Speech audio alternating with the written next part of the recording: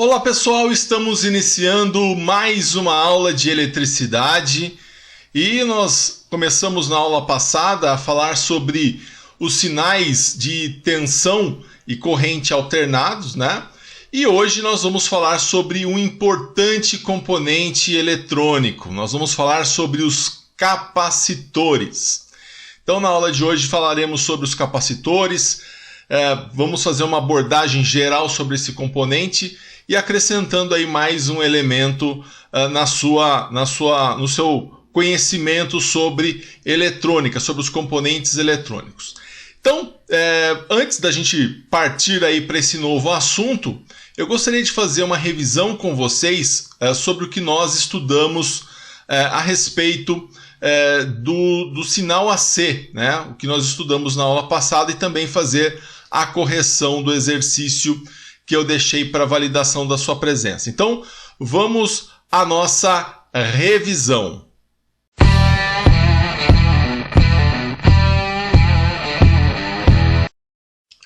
Muito bem, então vamos começar a nossa revisão e nessa revisão vamos rever então o conteúdo que nós vimos a respeito do sinal AC, né? Nós vimos que nós temos dois tipos de tensão, né? Nós temos a tensão contínua e também, né, que é essa tensão reta, né? Por exemplo, uma fonte de 12 volts, nós representamos aí a tensão em relação ao tempo, né, com uma linha contínua, onde o tempo todo eu vou ter 12 volts. Então, quando a gente fala de tensão contínua, nós estamos falando disso.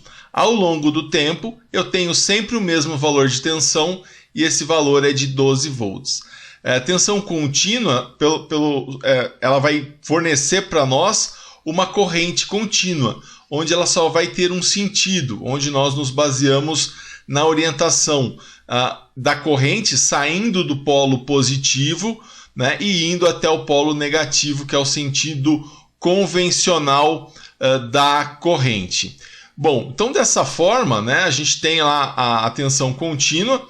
O valor da tensão ele é o mesmo ao longo do tempo, né? E na tensão contínua, a gente tem aí algumas fontes que vão gerar para a gente essa tensão contínua. Por exemplo, pilhas, baterias, né, são fontes originais de tensão contínua. Nós temos também a própria fonte, né? Como vocês estudaram, né, na matéria de eletrônica, a fonte de alimentação, ela é um conversor, né, de sinal alternado para sinal contínuo, mas você também tem ali, através desse conversor que é a fonte, você tem ali também uma fonte de tensão contínua. Então a gente encontra naturalmente, né, através das pilhas e baterias, e também a gente tem de maneira artificial, né, através das fontes de alimentação. Além da tensão contínua, né, para a gente poder parametrizar o que nós vimos na aula passada, que é a tensão alternada. E quando nós falamos de tensão alternada, nós estamos falando de um sinal como esse, que é chamado de sinal senoidal. Nesse sinal senoidal, ela vai partir do zero, vai chegar até um ponto máximo, depois ela cai a zero, e aí você tem aqui embaixo a mesma coisa que você tem aqui em cima, só que com a polaridade trocada. Então é como se você tivesse aqui uma fonte mais menos, e essa fonte aqui ela seria menos mais. Então ela troca de polaridade. Então no semiciclo positivo, que é essa parte de cima, nós falamos que essa parte aqui ela é a parte positiva. E aqui nós temos o semiciclo negativo, que é a parte negativa. A diferença da parte positiva para a parte negativa é justamente a polaridade da fonte. Então nós temos uma troca de polaridade, né, entre o semiciclo positivo e o semiciclo negativo. Então, ora a corrente está num sentido, porque aqui seria positivo e aqui seria negativo. Então, ora a corrente está num sentido, ora a corrente está em outro sentido, né, porque aí aqui se tornaria negativo e aqui positivo. Então a corrente ela fica alternando no seu sentido, né? Por isso que a gente fala corrente alternada, certo?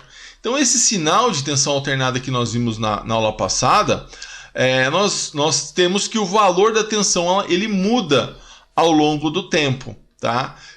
A polaridade da tensão ela alterna ao longo do tempo. Então, dessa forma, a corrente vai alternar o seu sentido. Então, a gente percebe que no caso da tensão alternada já é bem diferente da tensão contínua. Você está alternando o sentido da corrente, você está alternando a polaridade, né, do seu gerador, né, daquele que está gerando a tensão alternada. E isso, logicamente, diferencia muito do que nós vimos da tensão contínua. Com isso, né, vão surgir outras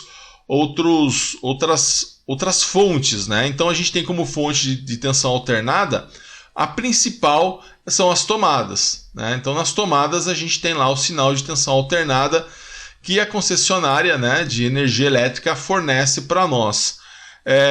E também a gente tem lá um equipamento chamado de gerador de funções, né? Esse equipamento ele é capaz de gerar para nós tensão alternada. Mas a principal fonte então são as tomadas, né?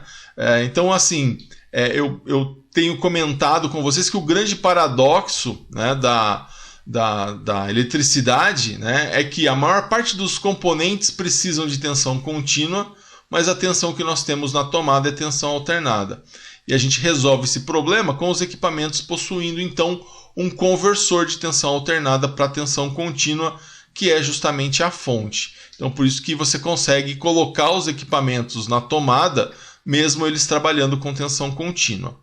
Bom, dessa forma então, pessoal, a gente vai saber, né, que essa tensão alternada ela vai possuir alguns parâmetros. Um desses parâmetros é a tensão de pico, né, que nós representamos por Vp, que é a máxima tensão de um sinal alternado.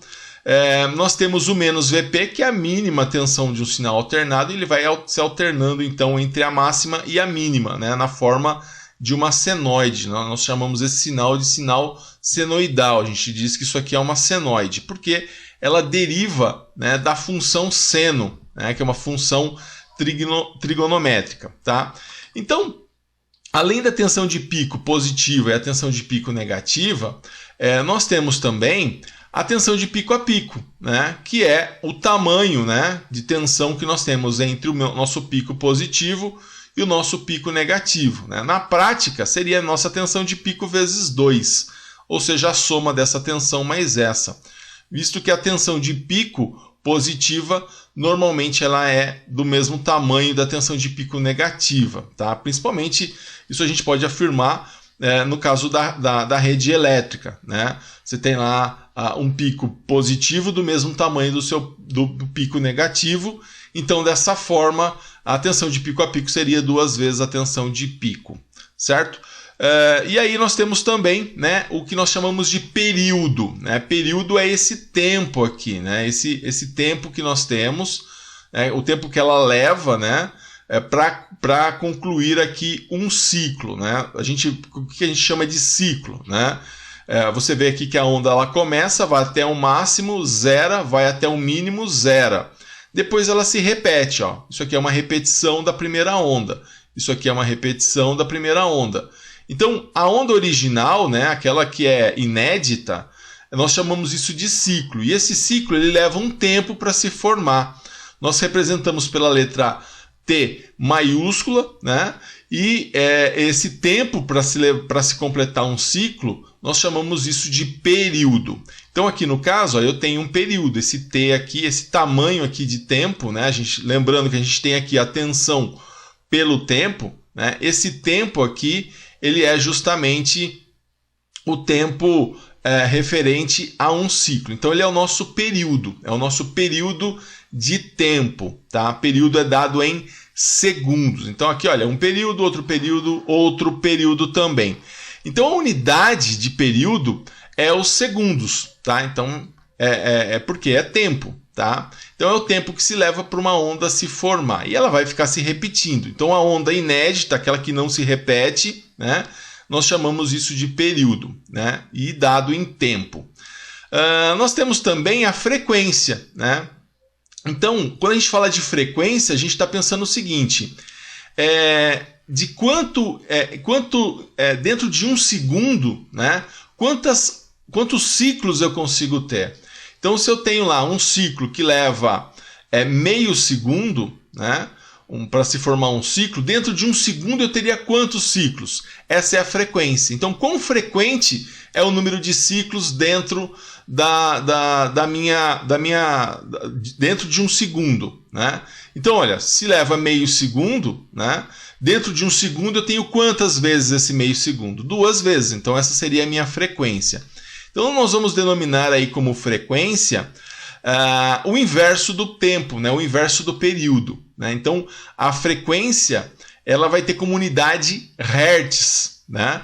Então, ela é quantas vezes esse sinal aqui, né? Essa senoide, ela vai se repetir no tempo de um segundo. Então, imagina que desse ponto até esse eu tenha um segundo, né? Quantas vezes ela se repetiu aqui? 3 vezes. Então, eu teria um sinal, né, aqui determinaria a minha frequência, ou seja, quantas vezes eu teria ela por um segundo. Então, pegando fazendo 1 dividido pelo tempo, né, que ele leva para se formar, a gente vai ter então a nossa frequência. Depois a gente vai ver aí alguns casos que nós vimos na aula passada, trazendo isso um pouco mais na questão matemática. E aí a gente tem a parte das tensões, né?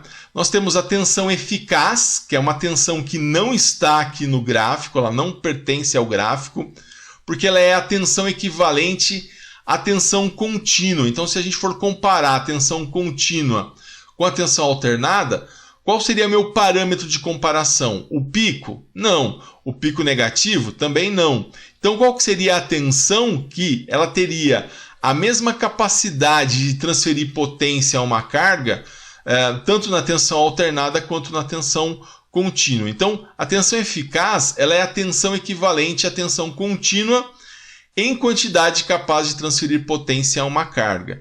E assim como nós vimos nas aulas de eletrônica, né, a tensão eficaz é uma tensão que ela acaba se destacando na maior parte dos valores dos componentes, dos transformadores, dos geradores. Você vai comprar um componente que ele trabalha com tensão alternada, a tensão que vai estar marcada ali naquele componente é justamente a tensão eficaz, tá?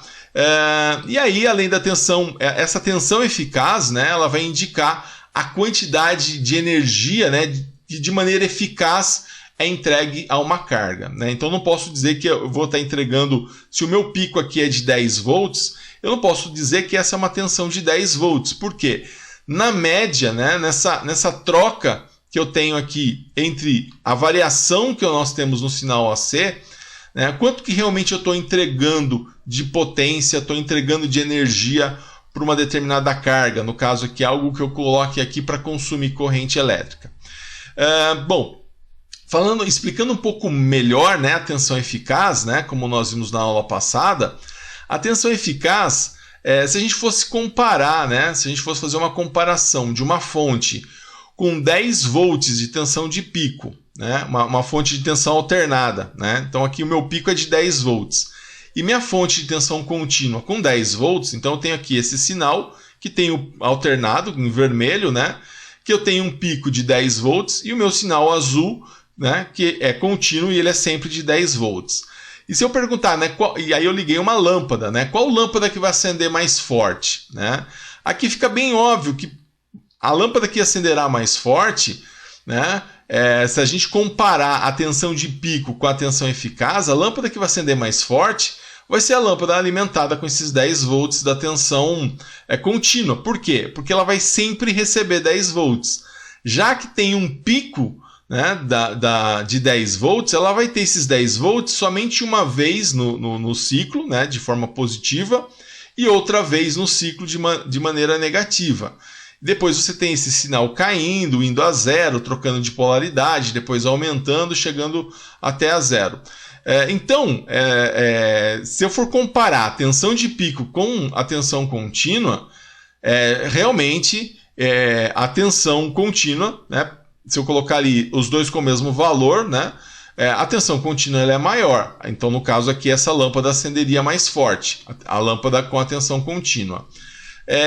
Se eu for comparar a minha tensão de pico com a tensão eficaz, a tensão eficaz ela é igual à tensão de pico dividido pela raiz de 2. Né? Então a gente também pode dizer, né, que a tensão de pico é a tensão eficaz vezes raiz de 2. Nós usamos muito essa fórmula aqui na matéria de eletrônica, né, onde, no caso, o secundário do transformador, o valor é sempre dado em tensão eficaz e a gente precisa sempre da tensão de pico, até mesmo para fazer os desenhos da forma de onda.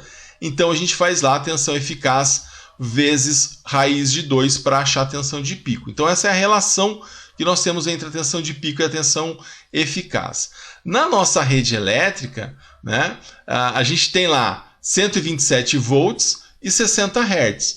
Esse 127 volts é justamente a minha tensão eficaz. Né? Já esse 60 Hz, ele é a nossa frequência. Tá? Então, como eu falei, tudo é dado basicamente em tensão eficaz. Então, a rede elétrica não é diferente. O que você tem ali de informação da sua rede elétrica, esse 127 ou 220, é justamente a sua tensão eficaz. Mas no gráfico, né, não cabe nem a tensão eficaz nem a frequência. Então eu consigo achar a tensão de pico, eu consigo achar esse valor aqui, fazendo o quê? Tensão eficaz, né, 127 vezes a raiz quadrada de 2, que é a fórmula que nós acabamos de ver. Né? Tensão de pico é tensão eficaz vezes raiz de 2. Então 127 vezes raiz de 2, isso vai dar 179,6 volts, ou seja, a nossa rede elétrica tem uma tensão de pico de quase 180 volts, ou seja, 179,6 volts, tanto positivo quanto negativo. E aí a nossa frequência, né? A frequência da nossa rede, ela é 60 Hz, significa que esse ciclo ele se repete 60 vezes dentro de um segundo. Se você parar para pensar, né? Dentro de um segundo, o ciclo ele se repete, né? Ele vai se repetindo 60 vezes, né? Realmente é um ciclo muito alto, né? E aí, para a gente saber, né? Se eu sei que a minha frequência é 1 dividido pelo período, né? Fazendo a troca aqui, né? Eu sei que o meu período é 1 dividido pela frequência. Então, nesse caso aqui, para saber o tamanho do meu período, né? Quanto que vale esse tempo aqui, esse tempo vai ser 1 dividido por 60. Então, o período que nós temos, o tempo de um ciclo da nossa rede elétrica é de 16,66 milissegundos. Então, essa frequência, né, esse tempo aqui, essa frequência me dá um tempo, né, de 16,66 milissegundos. Então, isso aqui leva 16,66 milissegundos, mais 16,66 milissegundos, mais 16,66 milissegundos. Então, eu tenho 60 desses, né, 60 ciclos desse dentro de um segundo, ou seja, cada ciclo tem o tempo, né, leva o tempo, tem o período de 16,66 milissegundos. Nós vimos também na aula passada, né, que o multímetro ele mede, né, quando você coloca lá, você tem lá uma escala, né, onde você tem o V com esse traço, você tem lá a escala de tensão contínua. E você tem lá o V com o símbolo do alternado, né? Nesse caso, você está medindo a tensão alternada. Agora, essa tensão alternada que o multímetro mede é tensão de pico ou é tensão eficaz? Essa tensão que ele mede é a tensão eficaz, tá? Então, essa tensão eficaz que o multímetro mede, se você quiser saber a tensão de pico, você vai lá e multiplica por raiz de 2, tá? Agora, como que eu faço para medir a tensão de pico? Através de um instrumento eletrônico chamado de osciloscópio, que você vai estudar aí dentro do seu curso no momento apropriado. Então, o osciloscópio ele vai te mostrar a forma de onda, né, tensão ao longo do tempo. Então, através desse equipamento eletrônico chamado de osciloscópio. Bom, eu deixei também, pessoal, então essa foi a nossa, basicamente, né, um resumo do que nós estudamos na aula passada, e eu deixei um exercício, né, para validação da sua presença. Esse exercício, eu pedi o seguinte, né, um osciloscópio mediu o sinal alternado em um circuito cuja tensão eficaz é de 15 volts e a frequência de 10 Hz. e aí a gente precisava saber a tensão de pico e o período, né? Então a tensão de pico, né, pela própria fórmula, né, tensão eficaz vezes raiz de 2, a tensão eficaz aqui, né, é 15 volts, né, porque se o multímetro mediu, significa que ele mediu tensão eficaz. Então 15 vezes raiz de 2 dá 21,21 volts. Já o período, né, é 1 dividido pela frequência, então 1 dividido por 10 dá 100 milissegundos. Então lá na alternativa, você deveria escolher essa alternativa que falava lá da tensão de pico de 21,21 volts e o período de 100 milissegundos. Tá? Essa era a alternativa referente a esse exercício. Bom, pessoal, então tá aí uma revisão do que nós vimos na aula passada. E agora, né, a gente já vai entrar no tema da nossa aula de hoje.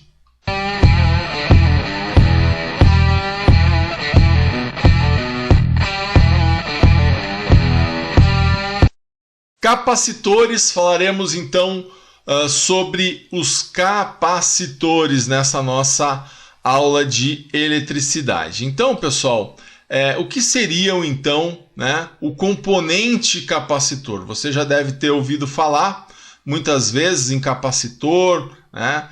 E é um componente, o capacitor ele é um componente muito utilizado na eletrônica, na eletricidade de maneira geral.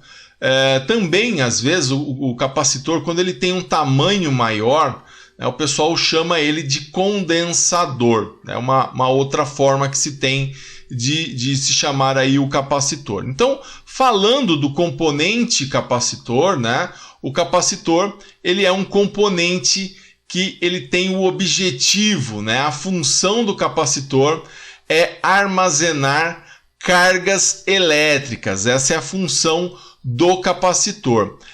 Ele é um par, né, de condutores, um par de placas, né, separado por um material isolante, né, chamado de dielétrico. Então a gente tem essa é a característica do capacitor. Então você tem aqui um condutor, também chamado de armadura, né? Aqui embaixo um outro condutor, também chamado de armadura, e no meio desses dois condutores, né, no meio dessas duas armaduras, nós temos um dielétrico, né, que é um material isolante, vai isolar a placa de cima da placa de baixo. Então, esse dielétrico, né, esse isolante aqui, ele vai fazer esse isolamento, né, ele vai ter a função de isolar a placa de cima e a placa de baixo, e aí, quando uma diferença de potencial, ou seja, quando uma tensão ela é aplicada sobre o par de condutores, né? Então aqui em cima você aplica lá, o positivo, aqui embaixo o negativo. O que vai acontecer? Você vai ter um campo elétrico gerado no dielétrico. Você vai ter um campo elétrico gerado nesse material isolante. Então esse campo elétrico, né, ele vai ser capaz de armazenar energia. E aí é onde está a função do capacitor, armazenar energia. Então você vai ter na parte de cima, você alimenta com o positivo, a parte de baixo com o negativo, gera um campo elétrico dentro do dielétrico, né? Esse dielétrico é um isolante, e isso vai fazer com que você tenha um armazenamento de cargas. Por isso que a função do capacitor é a função de armazenar carga elétrica, tá? Então aqui, ó, essa placa aqui, ó, alimentei ela com positivo, essa placa eu alimentei com negativo, e entre o positivo e o negativo, aqui dentro desse dielétrico, gerou-se aqui um campo elétrico, e esse campo elétrico aqui, ele vai ser então capaz de armazenar energia dentro desse dielétrico, que é o material isolante. Aí, pessoal, na prática, né, os capacitores eles não são formados apenas por duas placas, como eu representei aqui, né, a placa de cima e a placa de baixo, né, o condutor de cima, o condutor de baixo, a armadura de cima, a armadura de baixo. Na prática, os capacitores eles vão ser formados por diversas placas, né? Essas placas elas vão estar dispostas, né, de maneira a aumentar a superfície e obter uma maior capacitância. Então, se eu uso só uma placa em cima e uma placa embaixo, eu consigo ter uma certa capacitância, que é a quantidade que a gente tem de armazenar, a capacidade que o capacitor tem de armazenar carga, mas se eu coloco apenas uma placa em cima e uma placa embaixo, essa capacidade de armazenar carga ela é pequena. Então, na prática, a gente tem isso, olha, várias placas, né, com os dielétricos separando elas. Então, você vê aqui, ó, você tem o dielétrico aqui, você tem o dielétrico aqui, você tem a isolação. Então, você tem várias placas. E aí ele é enrolado, né, para ter o formato de um componente. Aqui você tem os terminais do capacitor e tudo mais. Então, né, ao invés de a gente didaticamente, né, faz o exemplo apenas com uma. Mas em termos reais, a gente sabe que na verdade nós temos diversas placas, tá? E aí, pessoal, esse capacitor ele pode ser representado de algumas formas, tá? Porque você tem dois tipos, basicamente, de capacitor e aí o símbolo ele vai variar. Você tem o capacitor não polarizado e você tem o capacitor polarizado. Qual que é a diferença entre eles? A diferença entre o capacitor não polarizado é que não tem positivo e negativo. Você pode ligar, tanto faz. Ele pode ser usado na tensão alternada, que troca de polaridade. Ele é um componente não polarizado. Já o capacitor polarizado, esse capacitor ele tem um positivo e um negativo. Então, o não polarizado seria como os resistores, né? Que não tem polaridade, tanto faz a forma com que você liga. Já o capacitor polarizado, ele tem lá um positivo e um negativo, assim como o diodo, o LED, os componentes que vocês já estudaram. O símbolo para o capacitor não polarizado é esse, tá? Uma barra em cima, uma barra embaixo, representando justamente os dois condutores, as duas armaduras, e aqui embaixo ficaria a representação do dielétrico. Ou também dessa forma, né, com ele um pouco mais escuro, um pouco mais grosso, o traço de cima e o traço de baixo. Já a representação do capacitor polarizado, né, você teria uma parte branca em cima, onde você representa o positivo, e uma parte preta embaixo, que ela representa então o polo negativo. Então aí, por esse símbolo, você sabe que o que está em branco é positivo e o que está preto é negativo. Ou também dessa forma, né? Você faz uma parte aqui mais arcada, né? No formato de um arco, ele vai estar representando o negativo, a parte reta representaria o positivo. Então são duas formas de você representar o capacitor não polarizado e duas formas de você representar o capacitor polarizado. Bem, com relação às características, né, físicas desse capacitor, a gente vai ver mais à frente, então, como que seria a marcação da polaridade de um capacitor polarizado e comparar também o formato, né, desse capacitor polarizado com o formato, o desenho, né, do capacitor não polarizado. Bom, agora, pessoal, a gente vai falar um pouquinho sobre a capacitância, né? A capacitância, a gente sabe que um capacitor ideal, né, ele é caracterizado por uma constante chamada de capacitância. A capacitância ela é medida em farads, né, que é a unidade de capacitância, é a unidade do capacitor, farads. Quando você compra um capacitor, ele vem lá marcado 1000 microfarads, 4.700 microfarads, 100 microfarads. Ele tem lá um valor de capacitância que é dado em farads, é a unidade dele, assim como ohms é a unidade de resistência, assim como volts é a unidade de tensão, a unidade de capacitância do capacitor é dada em farads, representado pela letra F maiúscula.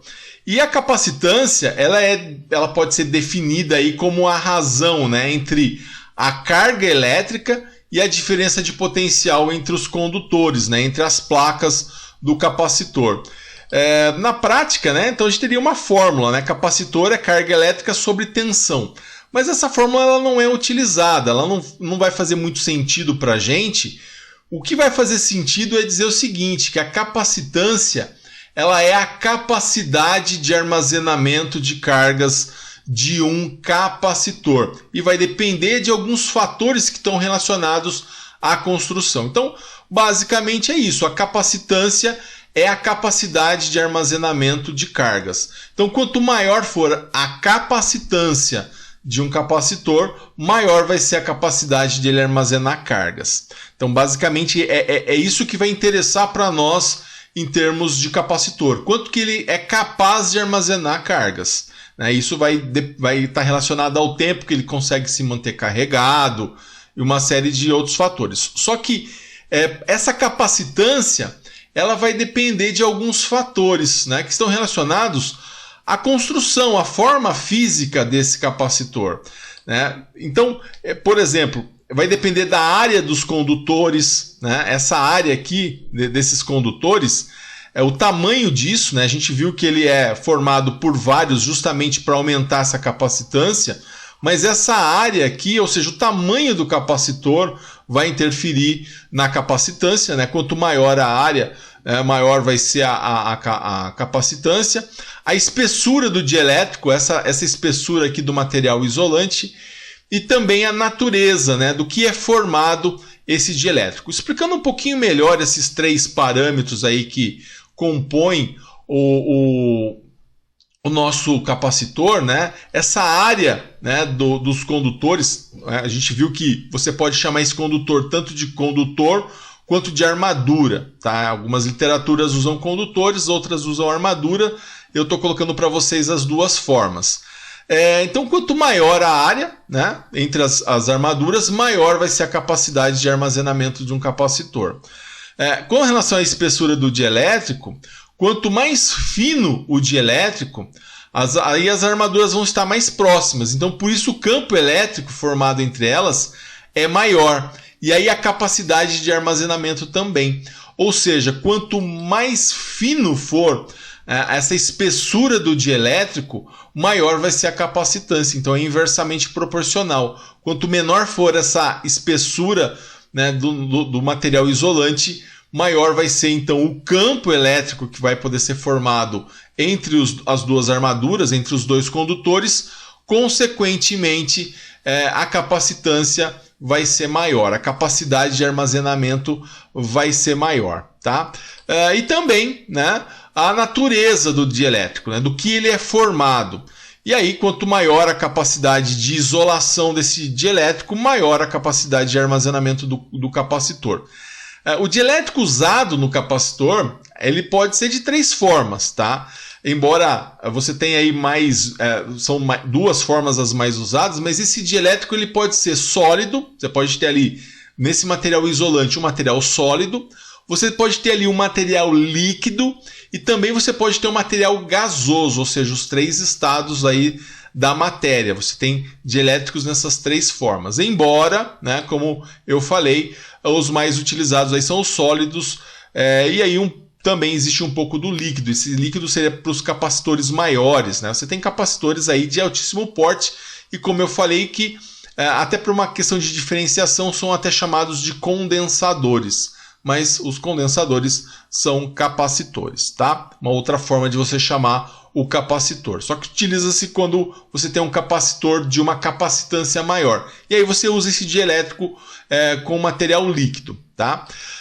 Bom, os materiais mais usados que você vai encontrar aí de maneira geral é a cerâmica, né, o poliéster, o tântalo, a mica, o óleo mineral, né, aí seria para os capacitores líquidos, né, esses quatro primeiros aqui seria para os capacitores sólidos, as soluções eletrolíticas, né, que vai compor aí o capacitor eletrolítico, entre outros tipos. Tá? Então você tem aí várias formas e dependendo do dielétrico, você vai ter aí capacitores com capacitância maior ou capacitância menor. Por exemplo, o tântalo, ele tem uma capacidade de isolar, ele tem uma isolação maior do que a cerâmica, ou seja, um capacitor de tântalo ele vai ter uma capacitância maior do que um capacitor cerâmico. Bom, a capacitância, então, como a gente falou, né, a capacidade de armazenamento de carga de um capacitor é dado, então, é dado em farad, né, representado pela letra F, né, só reforçando aí o que nós vimos. Agora, essa unidade, né, farad, é uma unidade extremamente grande, tá? Então, se você não tem ali capacitores, por exemplo, um capacitor de 1 farad de 50 farads, 100 farads, seriam capacitores gigantescos, né? Que nem teriam aí muita função. Como 1 farad é uma unidade muito grande, então se costuma utilizar submúltiplos, né? E os submúltiplos, né, como por exemplo microfarad, né? Microfarad, pessoal, vocês viram nas primeiras aulas de eletricidade, né? É o micro, que é o 10 a menos 6. Né? O nanofarad, né? Esse nano é o 10 a menos 9. E o pico, né? Esse P minúsculo, que é o 10 a menos 12. Então, assim, tem unidades que você precisa utilizar grandezas maiores, por exemplo, quilo, mega, que a gente utiliza muito nos resistores, né? Já que eu preciso de submúltiplos que diminuem o valor, representem um valor pequeno de capacitância. Então, por isso que é muito comum você falar como valor para o capacitor em microfarad, em nanofarad ou em picofarad. Tá? Então, são usados esses submúltiplos menores. Então, anote, né, essa tabelinha para que você tenha aí no seu caderno, para você poder, então, saber que você tem esses 3 tipos de capacitor. Tá? Bom, pessoal, outra coisa, né? A gente tem também, com relação ao capacitor, um parâmetro extremamente importante, tá? Que é a sua tensão de trabalho, a tensão de trabalho do capacitor. Por quê?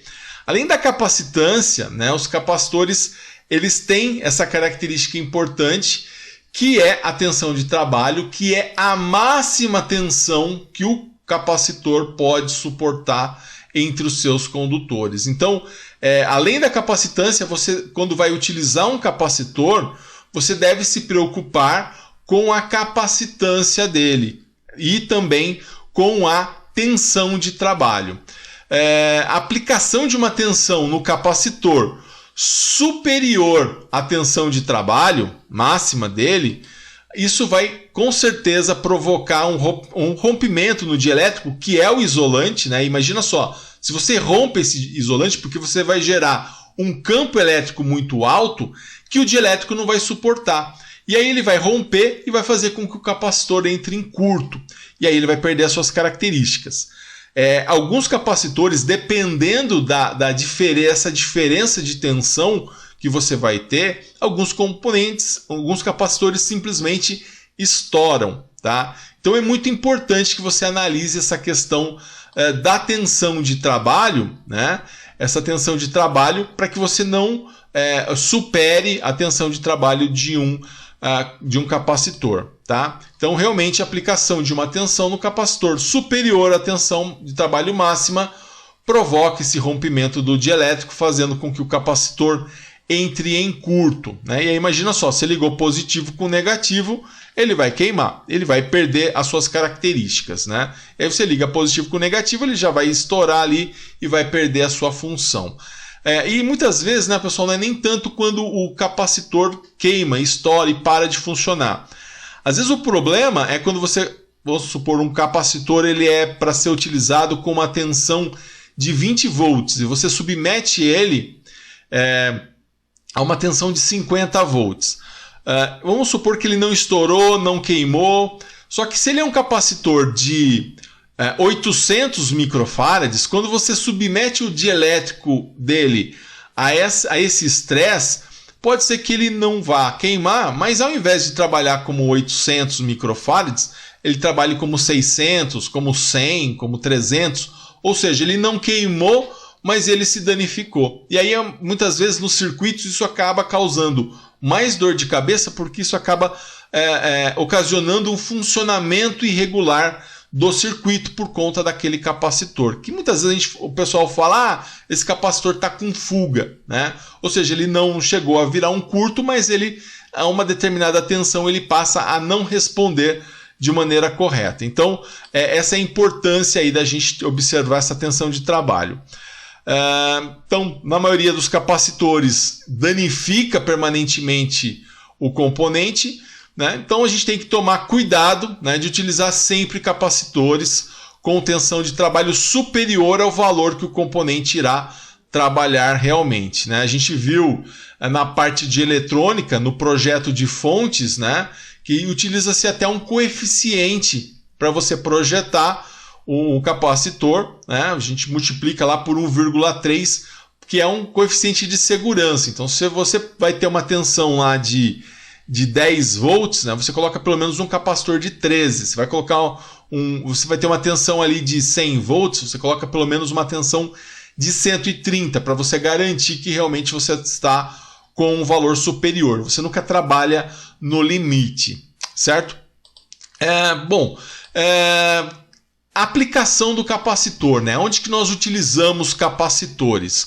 Os capacitores, pessoal, eles são amplamente utilizados em circuitos eletrônicos para bloquear a passagem de corrente contínua e permitir a passagem da corrente alternada. Então, sempre quando você não quer tensão contínua e quer tensão alternada, você pode utilizar um capacitor. Isso vai ficar mais evidente nas próximas aulas, onde nós estudaremos aí circuitos com capacitores, tá? Outra coisa, ele é utilizado para filtrar interferências, utilizado como filtro, porque ele se carrega, né, e ele vai levar um tempo para se descarregar. Então, quando você tem interferências, ela acaba sendo bloqueada pelo capacitor. Para suavizar a saída de fontes de alimentação, né, exatamente como nós vimos em eletrônica, para eliminar, né, você tem lá um sinal pulsante para você deixar ele reto, né? E aí o tamanho, a capacitância do capacitor, ela interfere justamente nessa tensão, no valor da tensão de Ripple, que é a oscilação de uma fonte. Então o valor do capacitor interfere nisso, né? Ele também serve para sintonizar circuitos ressonantes. E aí tem uma forma que a gente tem de trabalhar com o capacitor e o indutor, ou o capacitor e o resistor, para você fazer filtros que passam uma alta frequência, ou vão passar apenas baixa frequência, ou vão simplesmente passar uma determinada faixa de frequência. Então essa seria a aplicação do capacitor. Bom, tipos de capacitores, né? Então, atualmente, né, você tem aí no mercado um grande número de tipos de capacitores, né, com os mais diversos materiais. Mas, a princípio, o que mais vai interferir no funcionamento, na capacitância, na tensão de um capacitor é o material, né? Então, você tem aí vários materiais, né, onde você aplica, né, nos capacitores, e aí você vai então, com esses vários tipos de material, você vai criar vários tipos de capacitores. Então, por exemplo, né, esses capacitores eles vão ser aí de 4 tipos básicos. Ou seja, se você for comprar um capacitor, você dificilmente vai conseguir fugir desses 4 tipos, que são os 4 mais utilizados aí na eletrônica, na eletricidade, embora existam outros não tão comuns. Mas esses capacitores aí, eles vão englobar aí cerca de 95% dos capacitores que são utilizados, ficando aí os outros 5% para alguns casos mais dedicados. Então, esses capacitores seriam os capacitores cerâmicos, né? O cerâmico de poliéster, sendo que o cerâmico e o poliéster, eles são os não polarizados, né? Como nós vimos. Nós temos o de tântalo e o eletrolítico, né? Esses seriam os capacitores polarizados, né? O tântalo tem até alguns modelos que não são polarizados, mas a maioria é polarizado. E aí a gente tem que ficar atento à polaridade. Então vamos dar uma olhada aí nesses quatro capacitores, né? E a gente vai começar então a falar a respeito do capacitor cerâmico. O capacitor cerâmico, ele é muito utilizado. Ele tem esse formato aqui. O capacitor cerâmico, como o próprio nome diz, né, ele é feito de cerâmica, né, então o material dele é a cerâmica. Ele é um componente de baixo custo. Ele é fabricado aí com valores de capacitância aí de picofarads até 1 microfarad. Então ele é feito para capacitância baixa. O poder aí de isolação da cerâmica é baixo, né? Então isso vai gerar uma capacitância menor. Então ele é usado nos casos em que você não precisa de tanta capacitância, né? Você não precisa de tanta capacidade de armazenamento, né? Então existem alguns casos que uma baixa capacidade de capacitância é suficiente, né? Uma baixa capacidade de armazenamento é suficiente. E aí, então, são aplicados os capacitores cerâmicos, e são em vários circuitos, tá? E aí esse capacitor, né, a capacitância dele, né, para você olhar o valor da capacitância dele, ele engana um pouco. Porque a gente olha aqui, ó, 104, né, que está escrito aqui nesse componente. Isso, na verdade, é um código, tá? A gente vai ver mais daqui a pouquinho o que quer dizer esse código aí no corpo do capacitor. E eles não são polarizados, tá? O capacitor cerâmico ele não é um componente polarizado. Nós temos lá o capacitor de poliéster, né? Esse capacitor de poliéster, pessoal, seria o segundo tipo. Como o próprio nome diz, né, ele é feito de poliéster, né? Alguns utilizam códigos, outros utilizam o próprio valor. E ele é muito utilizado para sinal AC de baixa frequência. Já para alta frequência ele é inapropriado porque ele não consegue responder, né, a uma frequência muito alta. Então, para baixa frequência, e por exemplo, a frequência da rede elétrica é considerado um sinal de baixa frequência, 60 Hz é uma baixa frequência, então os capacitores de poliéster, como eles suportam tensões maiores, eles são muito utilizados aí quando você tem uma demanda relacionada à rede elétrica. Por exemplo, esses capacitores são utilizados, são aqueles capacitores para ventilador, para partir o motor do ventilador. Então, você utiliza capacitor de poliéster. O valor dele, né, o típico de capacitância dele vai ficar aí na ordem dos nanofarads, tá? Podendo chegar também até um microfarad, mas é na ordem dos nanofarads. Então seria aí um valor intermediário de capacitância. Então a gente percebe que tanto o capacitor cerâmico quanto de poliéster, né, são capacitores que não são polarizados, né? Então a outra característica do capacitor de poliéster é que ele não é polarizado. Então a gente percebe que quando você tem um capacitor não polarizado, a sua chance de ter realmente uma capacitância maior, ela vai ser menor. Então um capacitor não polarizado, ele resulta numa capacitância menor, que é o que acontece com o capacitor de poliéster e também o capacitor cerâmico, tá? Bom, o outro capacitor, o capacitor de tântalo, né? Esse capacitor, como o próprio nome diz, ele é formado aí de um material chamado de tântalo. Ele tem uma alta capacitância, né, na ordem aí dos microfarads, né? E aí ele vai possuir um custo maior de produção em relação aos eletrolíticos, que é o próximo que a gente vai ver. Ele tem uma tensão máxima de isolamento em torno aí de 50 volts, ou seja, a tensão que ele suporta já é menor do que a tensão do capacitor de poliéster, né? Ele pode ser usado apenas em tensão contínua, por quê? Por conta da polaridade dele. Você não pode usar um componente polarizado na tensão alternada. Por quê? Na tensão alternada ele troca de polaridade. Então, onde é positivo se torna negativo, onde é negativo se torna positivo, ele fica trocando de polaridade. Você não pode utilizar um componente que tem lá o positivo e o negativo num sinal que ele fica trocando de polaridade. Você vai colocar ele com a polaridade invertida na metade, né, dos ciclos, né? Na metade do tempo ele vai ficar polarizado de maneira errada, né? E aí o capacitor que é polarizado, quando ele não é polarizado diretamente, né, o mais no mais, o menos no menos, além de não funcionar, ele também corre o risco de estourar.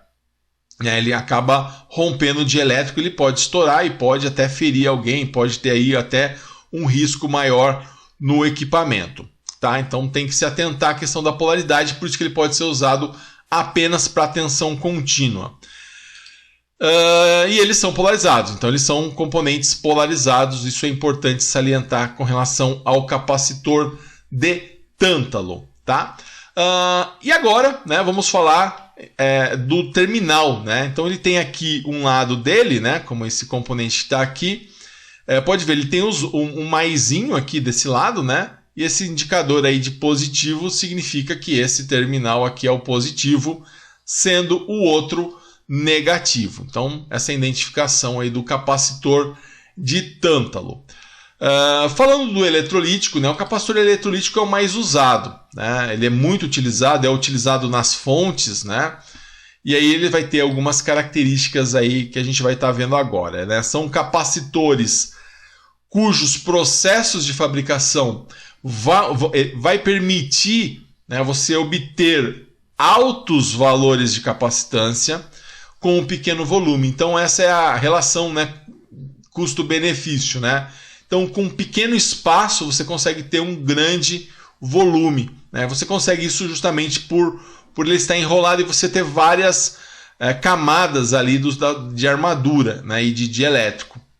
Então com isso, devido a esse processo, você consegue ter uma grande capacitância. E também por você ter um dielétrico muito fino, porque você tem uma solução eletrolítica como dielétrico.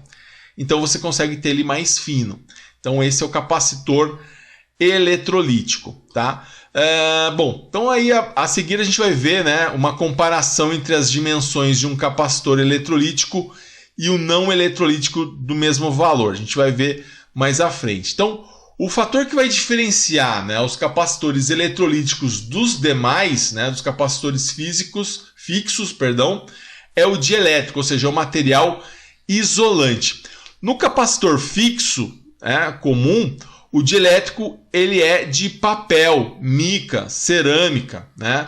Agora, o dielétrico dos capacitores eletrolíticos ele vai ser um preparo químico, né, chamado de eletrólito, né, que ele vai oxidar, né, pela aplicação da tensão elétrica e vai isolar uma armadura da outra. Então, ele é realmente um composto artificial. Esse dielétrico, né, para que você tenha essa isolação, esse eletrólito, né, ele vai oxidar quando você aplicar uma tensão elétrica, e algo oxidado seria o quê? Algo enferrujado. Né? Isso acaba isolando, né? Você tem lá um terminal que está oxidado, você não consegue, você não tem contato, né? Então o fato dele isolar, né, com essa aplicação da tensão elétrica, vai então provocar esse isolamento de uma armadura com a outra, tá? Bom, a utilização desse eletrólito permite a redução da distância entre as armaduras a um valor mínimo. E lembra que a gente viu, né, que uma das características físicas do capacitor para você que interferem na capacitância estava relacionado à distância entre as armaduras, ou seja, a espessura do dielétrico. Então, quanto menor fosse essa espessura do dielétrico, maior seria a capacitância. Nós vimos que ele era inversamente proporcional. Então, com essa redução da distância entre as duas armaduras, justamente por conta dessa oxidação que ela é extremamente fina, você consegue ter valores de capacitância aí de 1 microfarad, né, até 200 mil microfarads. Então percebam, né, a diferença de você falar em 200 mil microfarad para o capacitor eletrolítico em relação a um capacitor de poliéster na faixa do nanofarad, picofarad, como a faixa dos capacitores cerâmicos, na ordem de pico, nanofarad. Então, o capacitor eletrolítico ele é para altíssima capacitância, né? Até mesmo em relação aos capacitores de tântalo, tá? Que também são polarizados. Então, o capacitor eletrolítico ele vai ter essa característica de realmente ter uma alta capacitância, tá? Então, chegando aí até 200 mil microfarad, é uma capacitância muito alta, tá? A gente, assim, na aplicação, né, da eletrônica básica, A gente costuma usar aí 1000 microfarads, já é um capacitor de uma capacitância bem legal, tá? Usado em fontes, inclusive numa fonte que puxa aí uma corrente de 1 ampere, você com um capacitor de 1000 microfarads consegue filtrar a tensão contínua pulsante e deixá-la reta. Então olha só o que você não conseguiria se você colocasse um de poliéster ou um capacitor cerâmico. Então por isso que nas fontes você precisa ali ter um capacitor eletrolítico para fazer a filtragem, tá? Então tá aí, pessoal. E também, né, o capacitor ele é selado, né, nesse invólucro de alumínio, né, que vai isolar as armaduras e o eletrólito, né, da ação da umidade. Então ele tem, se você pegar um capacitor, né, ele tem a parte, ele recebe ali uma parte de silcre com os valores, tal. É até uma parte, seria uma espécie de plástico, né, em volta. Mas se você retirar ele, você vai ver que você tem ali uma parte de alumínio, um invólucro de alumínio, né? Então aí você já tem aí uma forma também de isolar essa armadura à ação externa da umidade, né? Porque esse é um problema. A umidade externa ela também serviria para oxidar ali os eletrólitos, né? Então você tem aí um cuidado com o isolamento do capacitor eletrolítico, tá? Bom, os capacitores eletrolíticos eles apresentam algumas desvantagens, né? Como eu costumo dizer, na eletrônica, na eletricidade, você tem sempre prós e contras de componentes eletrônicos. Então, uma vantagem do eletrolítico é essa questão do capacitor eletrolítico ter uma alta capacitância, mas ele vai ter desvantagens, né? Principalmente desvantagens que são decorrentes aí do seu processo de fabricação. São essas desvantagens, por exemplo, a polaridade, né? Você ter um componente polarizado não deixa de ser algo incômodo, né? Você tem que prestar atenção na polaridade do componente e acaba sendo, então, uma desvantagem. A alteração da sua capacitância, né? Essa é uma desvantagem, a gente vai falar daqui a pouco. E a tolerância, tá? A sua tolerância também é uma desvantagem. Vamos falar um pouquinho, especificar um pouco mais essas desvantagens, então. Falando da polaridade, não tem jeito, né, pessoal? Para a formação dessa camada de óxido, né, para a oxidação que vai se formar entre as placas, que vai justamente provocar esse isolante fino, ela vai depender da aplicação da tensão nas armaduras de forma correta. Se você não aplica de forma correta, você vai ter problema. A ligação com a polaridade incorreta sobre as armaduras do capacitor vai provocar a destruição do eletrólito. Então vai permitir a circulação de corrente entre as armaduras. Lembrando, né, se vai permitir a circulação da corrente, sendo que esse eletrólito ele está ali como dielétrico, né, para separar as camadas. E se ele vai permitir, então, a circulação da corrente entre as armaduras, ele vai acabar provocando o quê? A passagem de corrente elétrica, ou seja, ele não vai ser mais um isolante, então não vai ser mais um dielétrico. Então você acaba danificando o componente. O capacitor ele vai sofrer um processo de aquecimento, né? Quando você liga com a polaridade invertida, você provoca um aquecimento, o que vai fazer com que o eletrólito ele vai ferver, né? Podendo inclusive provocar uma explosão do componente devido à formação de gases no seu interior. Então imagina só, aquele eletrólito ele vai com uma temperatura interna no componente vai esquentar, aquele eletrólito ele ferve, libera gás e esse gás vai querer sair. E é por isso que o capacitor estoura. O capacitor eletrolítico, quando você liga ele com a polaridade invertida, ele tem uma tendência de estourar por causa desses gases que vão sair de dentro dele. Então ele vai esquentar, né? Isso é porque o eletrólito está fervendo ali dentro e ele vai estourar, tá? E isso muitas vezes acontece de uma forma bem violenta, tá? Uma maneira bem violenta. E é por isso, né, que a gente se preocupa, né? O fabricante, aliás, ele se preocupa bastante em representar a polaridade, né? Então você tem sempre no esquema elétrico representar a polaridade desses capacitores para que você não tenha a inversão então dos capacitores. Então a polaridade ela é expressa pelo sinal negativo, né, no corpo. Então, olhando aqui finalmente, né, um capacitor eletrolítico, né, esse aqui seria um capacitor eletrolítico. Então o fabricante ele mostra aqui, ó, esse cara aqui, esse lado da faixa que tem um menos, ele é o negativo, tá?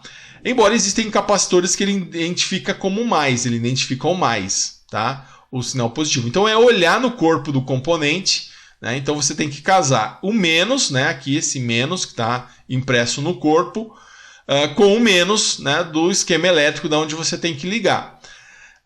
Aqui, pessoal, é o que eu estava me referindo, né? Olhando esse desenho, é o que eu estava me referindo com relação a parte de alumínio, né? Então, se você tira essa parte plástica aqui que tem a identificação da polaridade, o valor, a tensão de trabalho dele, essa parte de alumínio do capacitor cerâmico é o que vai ser responsável, então, por selar esse componente, tá? Bom, outro problema que nós temos é a alteração da capacitância. Então, olha só que interessante. O capacitor ele vai sofrer alteração da capacitância quando ele não está sendo utilizado. Então, essa alteração ela vai se dever ao fato de que a formação da camada de óxido entre as armaduras ela depende da aplicação da tensão no capacitor. Então, quando o capacitor eletrolítico ele fica muito tempo sem ser utilizado, esse dielétrico ele sofre um processo de degeneração, o que vai afetar a capacitância desse componente. Então, você ter um capacitor armazenado por longos períodos, né, isso faz com que ele tenha uma alteração da capacitância. Então, por essa razão, né, sempre que for necessário utilizar um capacitor que estava ali parado, estocado por muito tempo, você tem que conectar ele a uma fonte de tensão contínua por alguns minutos para essa reconstituição do dielétrico antes de colocar ele num circuito, tá? Mas essa alteração ela é uma alteração temporária, tá? Ela não é uma alteração definitiva. Bom, outro parâmetro que nós temos é a tolerância. A tolerância de um capacitor, né, os capacitores eletrolíticos eles estão sujeitos a uma tolerância alta, né, no seu valor real, né, com relação ao seu valor nominal. O que isso quer dizer? Um capacitor que é de 100 microfarad, ele pode estar sujeito a uma tolerância de 20% ou mais, tá? Então ele pode ir, por exemplo, de 80 a 120 microfarad, tá? Isso vai acontecer, né? E muitas vezes ela chega aí a 20, 30, 50% nos casos mais extremos. Ela vai acontecer aí devido também a variações que a gente pode ter no dielétrico. Então você tem aí uma faixa, né, de aplicação de tolerância no capacitor. Então no resistor a gente tinha lá 5%, 2%, 1%. No capacitor eletrolítico você pode ter 20%, 30% até mesmo 50% de tolerância. Então você compra um capacitor como eu falei, de 100 microfarad, ele pode variar aí de 80 a 120, de 70 a 130 microfarad. Tá? Então isso é uma coisa que você já tem que considerar quando você está ali comprando um capacitor. Tá? Bom, passando aqui, então, vamos falar agora da identificação do valor no capacitor. Então, como eu falei, né, vão existir duas formas de você identificar os valores de capacitância do capacitor. Pode estar lá a descrição do valor, né? Isso acontece principalmente nos capacitores eletrolíticos, nos de poliéster. Como eles são maiores, né, então você tem lá um silk, né, um silk screen que você tem lá o valor dele. Olha, esse capacitor é de 470 microfarad e 50 volts. Então você já tem a descrição direta do valor dele no corpo do componente. Para os componentes menores, né, principalmente os cerâmicos, né, então aqui, ó, o exemplo do eletrolítico você tem lá, ó, 470 microfarad e a tensão dele. Então você é só ler. Né? Então já tem a descrição direta. Agora você tem componentes que ele possui um código numérico, uma espécie de código de cor. né? Só que não utiliza as cores, né? Mas seria referente à tabela do código de cores. Embora também existam capacitores, não é tão comum, mas você tem ali capacitores que seguem uma tabela de código de cores, né? Mas não é muito comum você ver lá o capacitor colorido. Antigamente existia mais, hoje em dia eles tentam atribuir isso de uma maneira diferente, por isso que a gente nem vai ver a parte de código de cor para capacitores. Mas existem também uma forma de você definir o código para o capacitor através de cores, tá? Mas o mais comum, né, a outra forma, né, é o código numérico. E aí ele vai acontecer dessa forma aqui, ó. Imagina assim, esse eletrolítico, ó, ele vem escrito 101. Mas qual que é o valor dele? Dá para eu identificar o valor dele através desse 101? Ele é um capacitor de 101 farad, por exemplo? Não. Quando acontece isso, pessoal, a gente sabe o seguinte: se você utilizou o código, é porque esse capacitor, a sua capacitância, ela vai estar sendo dada em picofarad, né? Lembrando que o picofarad, o pico é 10 a menos 12, né? Conforme aquela tabelinha que eu pedi para que vocês anotassem. O primeiro número, né, da esquerda para a direita, né, é o primeiro algarismo. Então esse 1 aqui, ó, desse lado aqui, vai ser o primeiro algarismo. O segundo número da esquerda para a direita, então esse 0 aqui, esse 0, ele vai ser quem? O segundo algarismo. E o terceiro número, né, vai ser o número de zeros. Então olha só como ficaria esse caso. 101, nós teríamos o seguinte, e aí o resultado disso vai ser dado em picofarad, tá? Então nesse caso nós teríamos o quê? 101, né? Então esse 1 é o primeiro, esse 0 é o segundo, e esse terceiro algarismo aqui é o número de zeros. Então eu vou acrescentar quantos zeros? 0, ó, acrescentei 0 aqui. Então está aqui, ó, 100, né? Deu o valor de 100 e ele é dado em picofarad. Então na verdade você tem um código aqui para esse componente. Nem sempre é tão simples assim, né, como esse de 100 picofarad. Se você vamos pegar outro caso também como esse, né, ó, 471. Você tem lá o 471, você tem o primeiro algarismo, que é o 4, tá aqui. O segundo algarismo é o 7, tá aqui. E o terceiro algarismo, na verdade, esse terceiro algarismo é o número de zeros. Então, quantos zeros eu vou colocar? 1 zero apenas, né? Porque eu tenho 1 aqui. Se fosse 2, eu colocaria 2 zeros. Então, aqui, pessoal, eu tenho o quê? 470, e essa resposta ela está em quê? Em picofarad. Tá? Então, sempre a resposta em picofarad. Aí você me pergunta assim, poxa, mas então a resposta ela é sempre dada em picofarad? Sim, mas nem sempre o valor desse componente vai estar em picofarad. Vamos ver agora um exemplo em que nós não vamos ter como resultado final um capacitor em picofarad. Então, mudando aqui para esse capacitor aqui, ele é 102. Então, 1 é o primeiro algarismo, né? O 0 é o segundo algarismo, tá aqui. E aí eu vou colocar o quê? 2 zeros, né? Colocando 2 zeros, né? Então tá aqui o primeiro algarismo, o segundo algarismo. E esses 2 zeros aqui eu coloquei por conta do quê? Desse número 2. Então, primeiro algarismo, segundo algarismo e 2 zeros. Quando eu faço isso, eu chego à conclusão que esse capacitor é um capacitor de 1000 picofarad. Só que eu sei que é o seguinte, né? A gente não fala 1000 picofarad, porque se esse número não tiver entre 1 e 999, você pode fazer um rearranjo e utilizar um submúltiplo melhor. Então aqui, ó, eu sei que esses 3 zeros aqui, né, eles representam, na verdade, o quilo, né? Quando você tem, que seria o seu 10 à terceira. Então esse quilo vezes esse pico, né? A gente vai ter aí um outro submúltiplo, né? Então o quilo, ele é 10 à terceira, né? O pico é 10 a menos 12. Então eu vou multiplicar esse 10 à terceira por esse 10 a menos 12. E aqui a gente não precisa colocar na calculadora, não. Quando você tem uma multiplicação de números com expoentes, sendo que a base é a mesma, né? Aqui é 10 e aqui é 10, eu mantenho a base e somo os expoentes. Então, olha, eu mantive o 10, 3 menos 12, né? Vou somar, mas eu vou somar com um número negativo, vai dar negativo. Vai ser igual a menos 9. E eu sei que esse menos 9, pela minha tabela de submúltiplos, vai ser igual ao nano. Então aqui o 10 a menos 9 é o nano, né? Como é um capacitor, é nanofarad.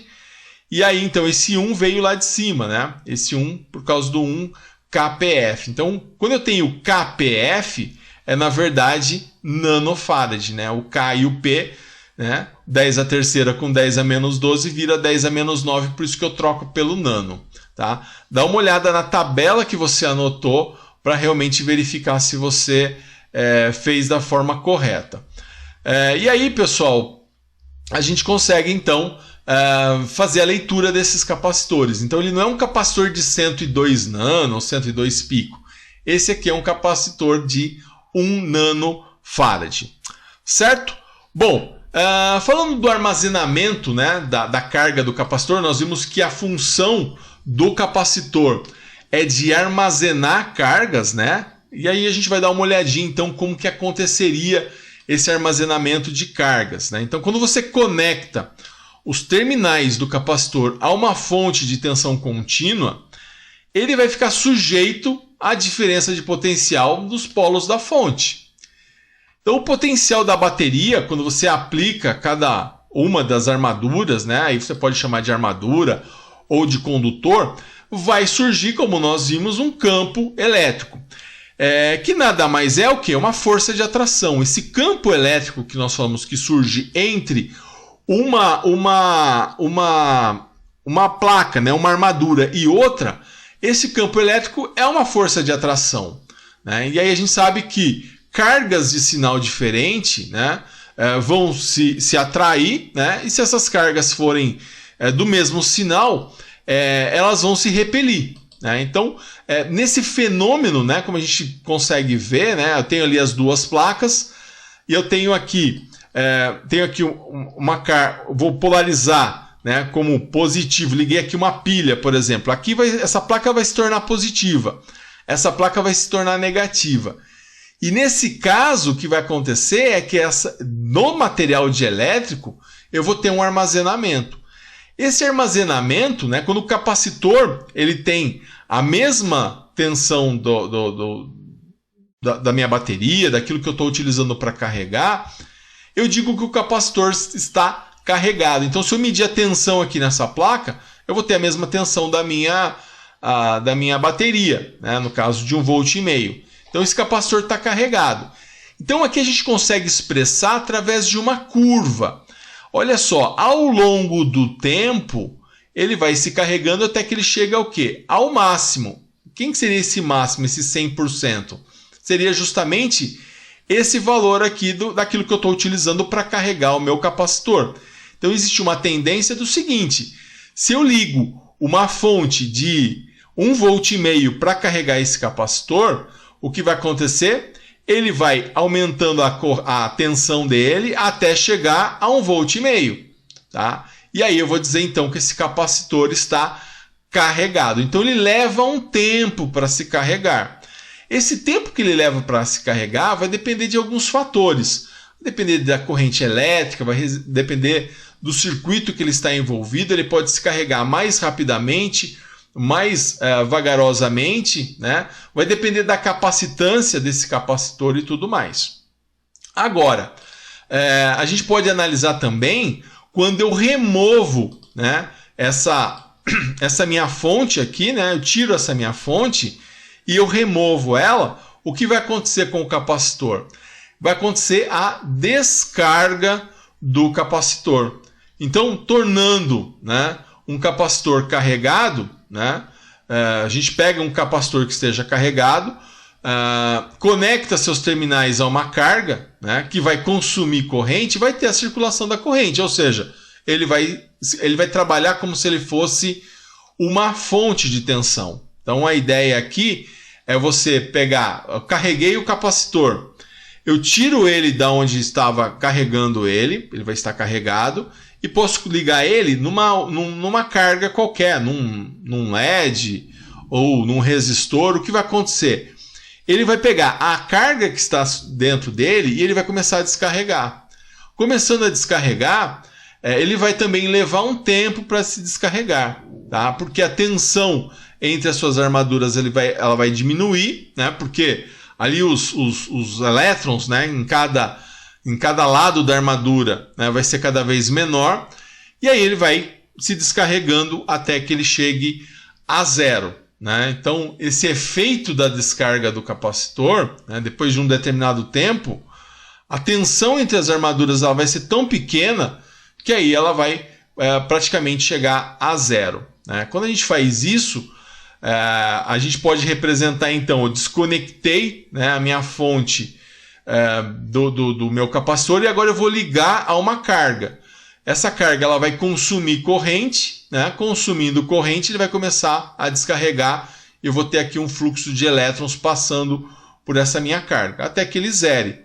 Zerando, eu não vou ter mais carga. Pode ver, aqui eu tenho vários íons, né? Tanto positivo quanto negativo. Aqui eu já não tenho mais, eu tenho muito pouco, tá?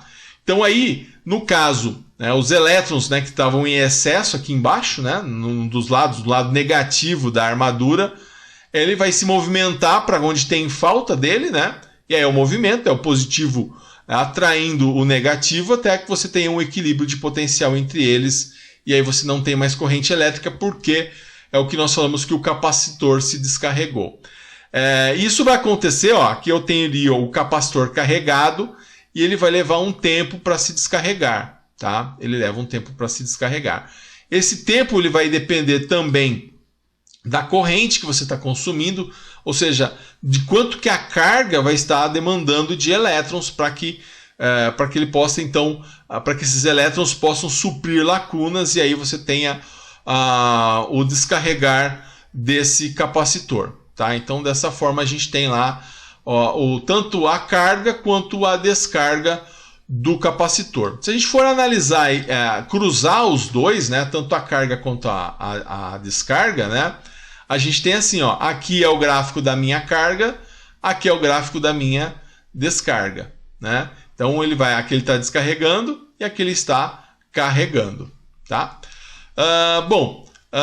Falando agora, pessoal, sobre associação de capacitores. Da mesma forma que nós temos os resistores se associando em série, paralelo, e aí mudando o seu valor ôhmico, né, o seu valor de resistência, né, a mesma coisa vai acontecer com os capacitores.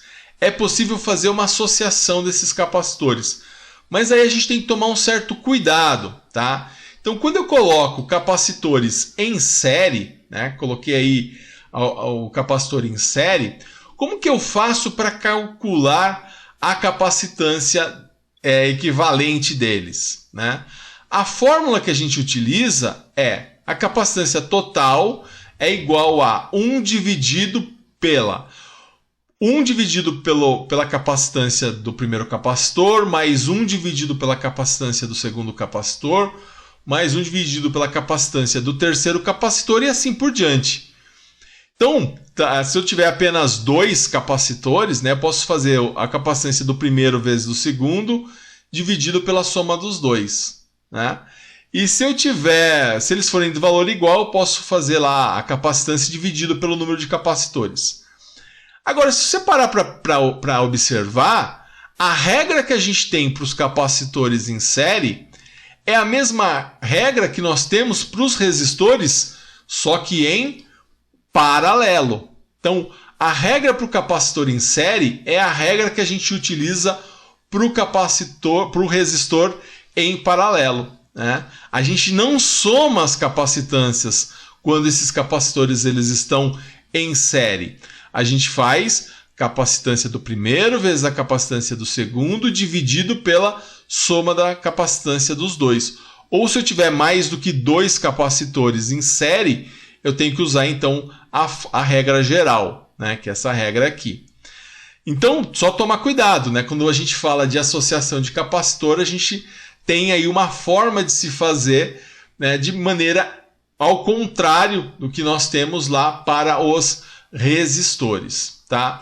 Então, se é dessa forma no série, quando eu tenho a associação em paralelo, tenho lá 2 capacitores em paralelo, o que nós fazemos? Nós somamos as capacitâncias, simplesmente.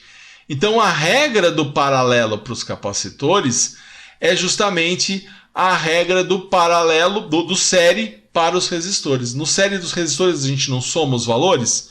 Então, nós vamos somar os valores quando nós tivermos capacitores em paralelo, tá? Então, dessa forma, então, nós vamos fazer a associação dos capacitores. Então, pessoal, tá aí. Fizemos aí uma aula para que você tenha aí o máximo de informações possível a respeito dos capacitores, que são componentes importantes e a gente precisa então ter um bom entendimento sobre esse componente, tá? Eu gostaria agora de te convidar para fazer o exercício, né, para validação da sua presença, tá? Então faça esse exercício a respeito aí de associação de capacitores, tá? Se você tiver alguma dúvida nesse exercício, ou nessa aula, ou naquilo que a gente conversou durante esse vídeo, você pode me mandar uma mensagem por WhatsApp. Legal? Qualquer dúvida, então, estou à sua disposição. E aí eu desejo que você tenha aí bons estudos para que você possa absorver ao máximo aí esse conteúdo. Um grande abraço a todos e bons estudos!